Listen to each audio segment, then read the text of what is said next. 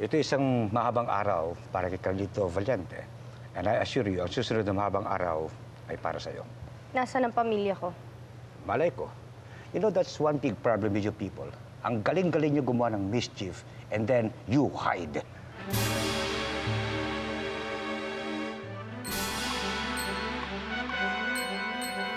Ale, umalis kayo dito. Bakit? May bomba ba? Ano? Bakit mo ako pinapalis dito? May bomba ba? Wala ho. Ay, kasi baka ho magkagulo mamaya. Talagang magkakagulo. Yan ang sabi ni Tomas eh. Umalis na kayo dito. Tapusin ko lang kinakain ko.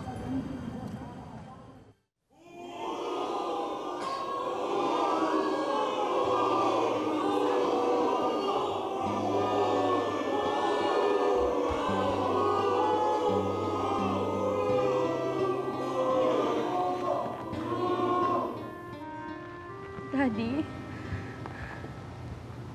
Ikaw pala.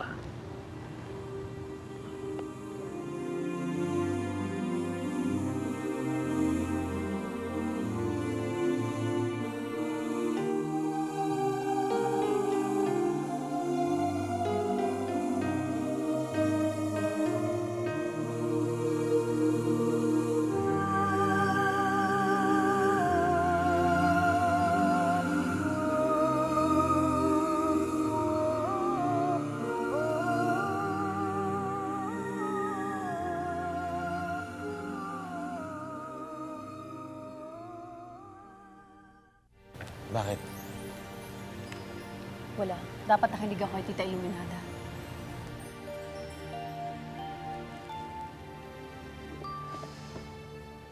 Please rise.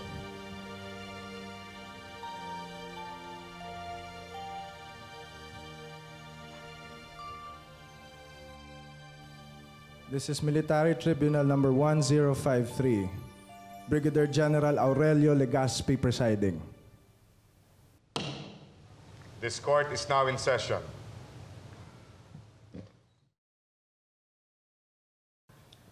Read the charges. The defendant, please rise. Carlito Valiente, nasasakdal ka ngayon sa hukumang bayan sa salang rebelyon at pamumuliti ka laban sa gobyerno ng bansa. Sa pagbuo ng isang rebelding grupo para kumalaban sa gobyerno, how do you plead? How do you plead, Carlito Valiente? The accused refuses to enter a plea.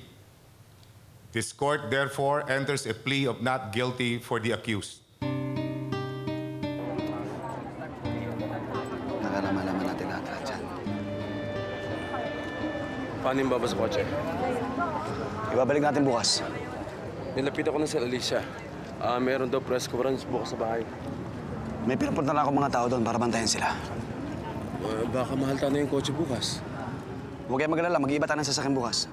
Carlo, paalisin yung mga sasakyan doon. Sige na, bilis!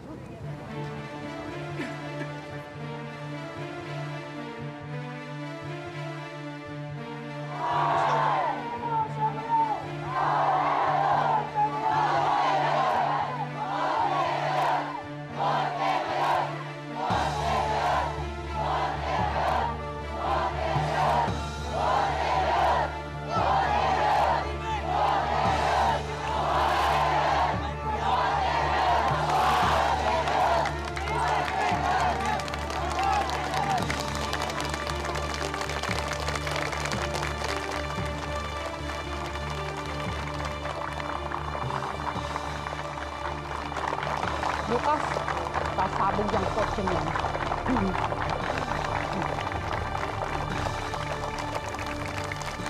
They're making a mockery of justice. Pero ang sabi po ninyo, hindi po tunay na korte ang hukumang bayan.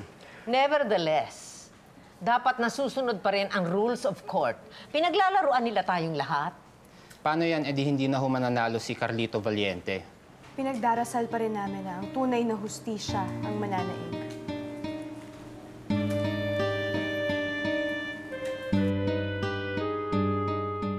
Kung mawawala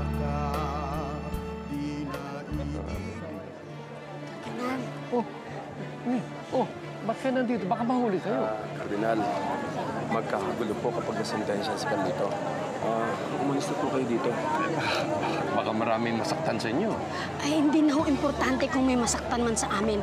Ang importante, makaalis kayo rito dahil kayo ang pinapakinggan ng tao, Kardinal. Hindi.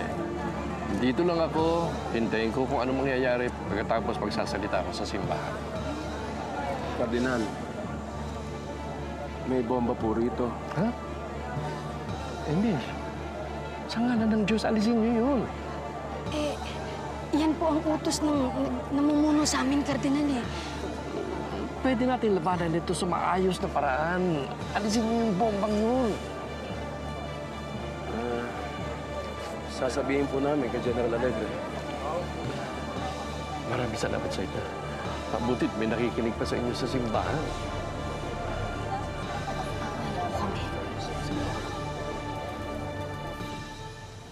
Your Honor, permission to speak, please. Proceed. We would like to request for a swift trial. Granted. Thank you, Your Honor. Paano yung mga witnesses? May balak ako, pero wag na lang. Bakit? Eh, hindi mo ba nakikita ang gustong mangyari ni Gonzalo? Pinapalabas niya that the proceedings will be normal. Pinapagharap pa niya tayo ng witnesses. Pero alam mo kung anong gagawin niya? Huhulihin niya lahat ng witnesses natin. Tawagin ang unang saksi. The court calls Bartolome de Guia.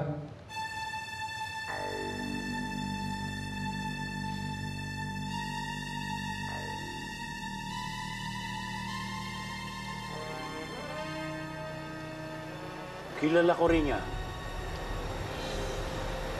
Yung witness against Carlito? Paano? Hindi ko alam, pero nakita ko niyan kailan lang. Nagpunta po yan sa bahay sa San Dionisio. Isa sa mga sundalo, bakit hindi ko nakita? Wala kayo noon eh. Lumapit kay Amanda yan, humihingi ng tulong. At tinulungan ni Amanda. Dating security yan. Si Ma'am Uliminada pa nga nagpipigil na huwag magtitiwala sa lahat eh. At ngayon, nagulat si Amanda. Hindi man lamang alam ng defense ang line-up ng witnesses. Siya pa man din yung unang witness na laban mismo sa pamilya natin lahat.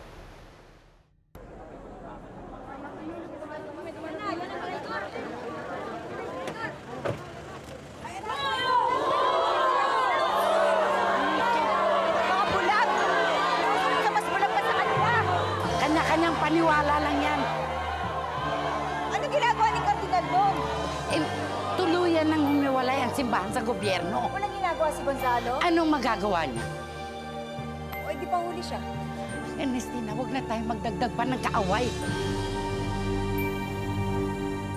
Kung mawawala ka, di na iibig pa.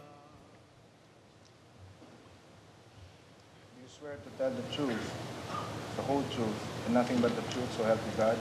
I do. State your name and your business. Bartolome de Guia, Tubong, Maynila, dating security ng mga Montemayor. Kilala mo ba ang nasasakdal? Opo. Paano? Siya po ang pinadadala namin ng pera na binibigay po ng mga ibang kasamahan niya. Para sa...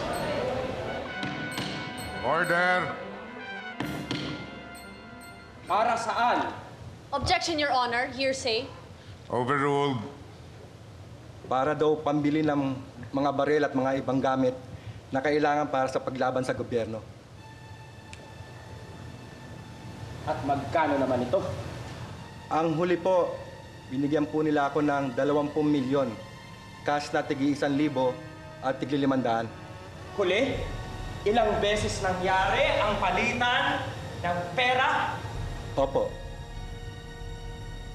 At sino naman ang nagbigay ng perang ito? Ang abogado po na nasasakdal, si Attorney Montemayor. Silence! Silence in the courtroom! Silence! Kwentuhan na kayo dyan. Sandali. Sandali lang, sir. Bakit ka nagmamadali? May pupuntahan pa ako eh. Kilala kita. Baka nagkakamali ka lang, sir. Ikaw si General Alegre. Dati naming chief of staff. Wag. Kasamahan ako. Sino ka? Kapatid ng kaibigan ni Caldo. Bagong sentinel. Hindi mo sinabi agad. Baka makalayo tayo at walang makarinig. Pinatatawag kong mga tao niyo. Ngayon din. Saan? Sumunod ka sa akin. Kailan ka huling binigyan ng pera ni Attorney Montemayor? Nung 1 linggo po, sa San Dionisio, sa mismong bahay nila. May kasama ka. Wala po. 2 lang po kami nag-uusap. Ano ang sumunod na nangyari kung meron man? Nahuli po si Carlito Valiente. Kasamahan mo rin siya.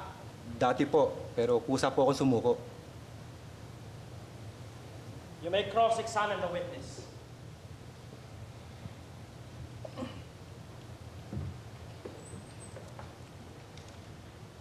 Ilang beses tayo nagkita pagkatapos mong nanilbihan sa amin bilang trabahador? Hindi ko po matandaan. 20 beses? Hindi ko po sigurado. 5 beses? Hindi ko po matiyak. 11 beses? 12? Hindi po lalagpas sa 10 beses. Well, can you please be exact? 5, 7, 8? Objection! The defense is badgering the witness. Sustained. Sa abot ng maaalala mo, nagkita ba tayo ng mga 5 beses man lang? Mga ganun po. Sa 5 beses na yon, masasabi mo ba sa korting to kung ano-ano ang mga araw na yon sa 5 okasyon nagkita tayo? Hindi ko po matandaan ang mga eksaktong araw. Madami ka palang hindi natatandaan. Ikaw na mismo nagsabi na naging trabahador ka namin. Siguro naman natatandaan mo ang standard operating procedure namin sa bahay tungkol sa mga bisita, hindi ba? Opo. Can you please tell the court what this is? Pumipirma po bago pumasok. May exemptions ba? Wala po. Can you please tell the court kung anong kulay ang logbook na pinirmahan mo? Hindi ko po maalala eh. Hindi mo maalala? Blue. Blue? Itim po. Sa makatwid, hindi mo naaalala. Ang natatandaan ko po, itim eh.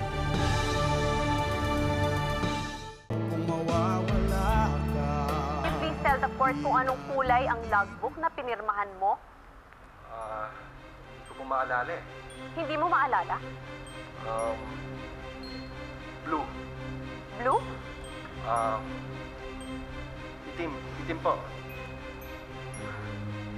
Ikaw na mismo nagsabi kanina na wala kang kasama nung binigyan kita ng pera. Tama ba ito? Opo.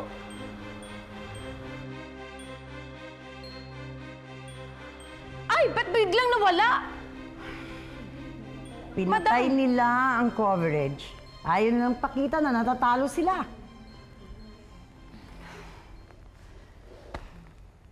Sinabi mo dito kanina na wala kang kasama nung binigyan kita ng pera. Tama ba? Opo. At sinabi mo kanina na binigyan kita ng 20 milyong piso na tag-1,500. Tama ba? Tama po yun. At saan mo nilagay ang perang ito? Sa isang maleta po. Na ikaw lang ang nagbuhat? Opo. Mr. Witness, can you please tell the court how much you weigh? Kung ano ang timbang mo? 175 pounds. Alam mo ba na kalahati ng timbang mo ang bigat ng 20 milyong piso na tag-1,500 piso? No more questions, Your Honor.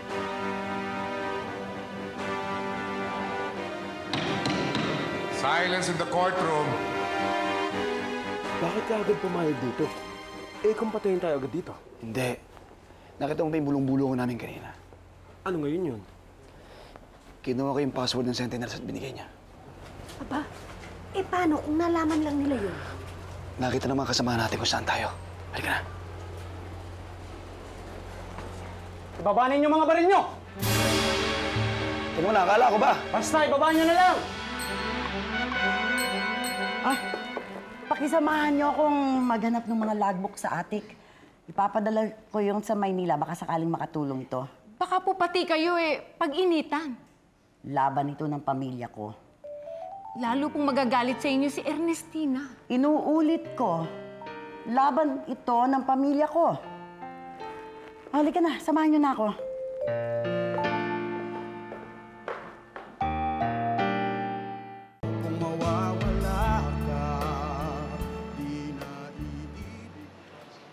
Hindi maglalabasan yung mga pinag-press conference niyo kahapon.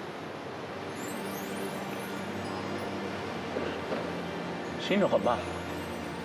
Bakit mo ito pinipigilan? Leandro, hindi mo na ba ako nakikilala? Leandro, siya ang presidenteng binalitan mo. Hindi siya gumagalaw ng tulad ng isang presidente. Mamayang gabi, dapat malaman ninyo ang lahat. Sana nakinig ako kay Tita Iluminada na huwag magtiwala kahit kanino. Eh, nasira mo naman yung statement niya eh. Ang kaso paano yung mga witnesses? Buti sana kung kilala mo sila. Wala nang ako kilala sa mga witnesses eh. But at least we scored the first point, Carlito. Sana napapanood tayo ng taong bayan. Nakatutok pa rin sa atin ang camera. Please call the second witness. The court calls Ernestina Montemayor,